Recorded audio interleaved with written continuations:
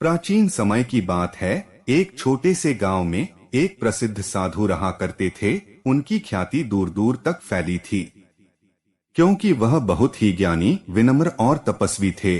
उनके प्रवचन सुनने के लिए लोग दूर दूर से आया करते थे। साधु अपने तप और साधना के लिए जाने जाते थे और उन्होंने अपने जीवन को पूरी तरह से भगवान के चरणों में समर्पित कर रखा था। उसी गांव में एक वैश्या भी रहती थी जिसका नाम चंपा था। उसकी सुंदरता और आकर्षण की चर्चा पूरे इलाके में होती थी। चंपा एक विलासपूर्ण जीवन जीती थी और लोग उसकी ओर आकर्षित होते थे।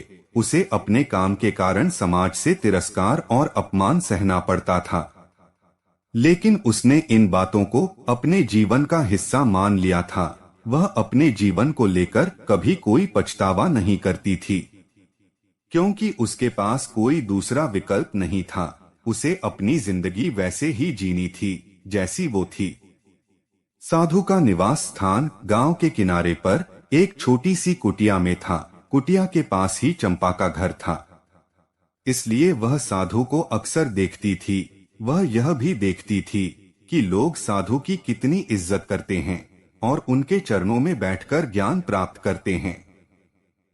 चंपा को यह देखकर ईर्ष्या होती थी कि साधु को समाज इतना सम्मान देता है, जबकि उसे केवल अपमान और तिरस्कार मिलता है। एक दिन चंपा ने मन ही मन यह तय किया कि वह साधु की परीक्षा लेगी। उसने सोचा कि वह साधु के तप और संयम को तोड़ने का प्रयास करेगी। वह साधु के पास गई और उनके चरणों में बैठकर बोली, हे साधु महाराज, मुझे भी ज्ञान प्राप्त करना है। मुझे मार्ग दिखाइए जिससे मैं अपने जीवन को शुद्ध कर सकूं। साधु ने उसकी ओर देखा और विनम्रता से कहा, तुम्हारे हृदय में यदि सच्ची इच्छा है तो भगवान तुम्हें अवश्य मार्ग दिखाएंगे। अपने जीवन में संयम और साधना का पालन करो, तुम्हें मोक्ष प्राप्त होगा। चंपा ने सोचा कि यह साधु तो बहुत ही सरल और सीधा है। उसने अपनी योजना के अनुसार साधु के पास आने जाने का क्रम बढ़ा दिया। वह साधु के पास रोज आती और उनके प्रवचन सुनती, लेकिन मन ही मन वह साधु को अपनी ओर आकर्षित करने का प्रयास करती।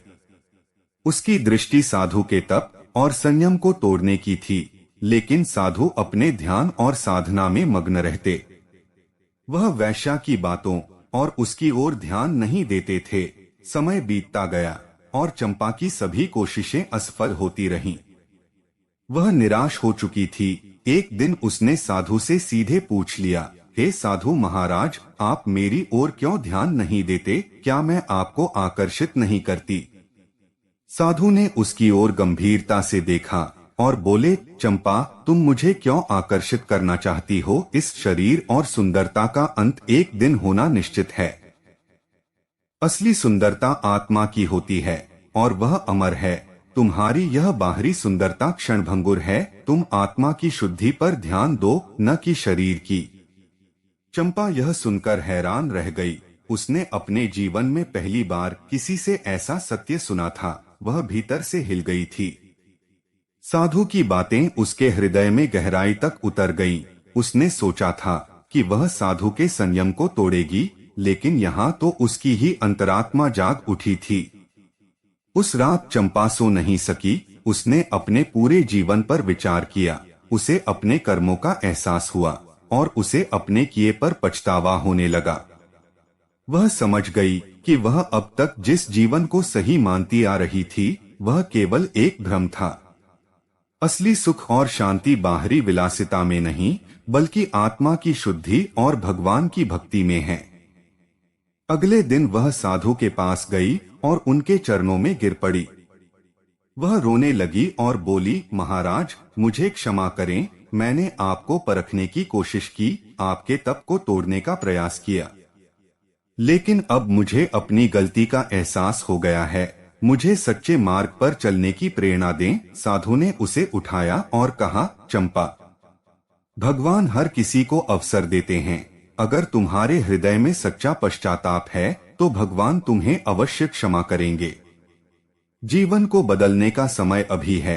अपने पुराने जीवन को छोड़कर एक नए जीवन की ओर बढ़ो जहां सच्चाई, ईमानदारी और भक्ति हो। चंपा ने उसी क्षण निर्णय लिया कि वह अपने पुराने जीवन को छोड़ देगी और सच्चे मार्ग पर चलेगी। उसने अपने सारे गहने और धन दान कर दिया और एक साध्वी का जीवन अपनाया। उसने साधु से दीक्षा ली और भगवान की भक्ति में लीन हो गई। समय बीतता गया और अब चंपा की पहचान एक साध्वी के रूप में थी जो भक्ति और तपस्या में डूबी रहती थी। लोग उसे सम्मान और आदर की दृष्टि से देखने लगे। जो वैश्या कभी तिरस्कार और अपमान का पात्र थी, वही अब समाज में पूजनीय बन गई थी। यह कहानी यह सिखाती है कि जीवन में किसी भी समय बदलाव संभव है, चाहे व्यक्ति कितनी भी गलत राह पर चल रहा हो। अगर उसे सच्चे मार्ग की पहचान हो जाए और वह उस पर चलने का संकल्प कर ले तो उसे मुक्ति प्राप्त हो सकती है। साधु और वैश्या की इस कहानी में यह बताया गया है कि बाहरी सुंदरता और विलासिता क्षणभंगुर हैं, असली सुंदरता आत्मा की शुद्धि में है और यह शुद्धि केवल भक्ति, तपस्या और सच्चाई के मार्ग पर चलकर प्राप्त की जा सकती है।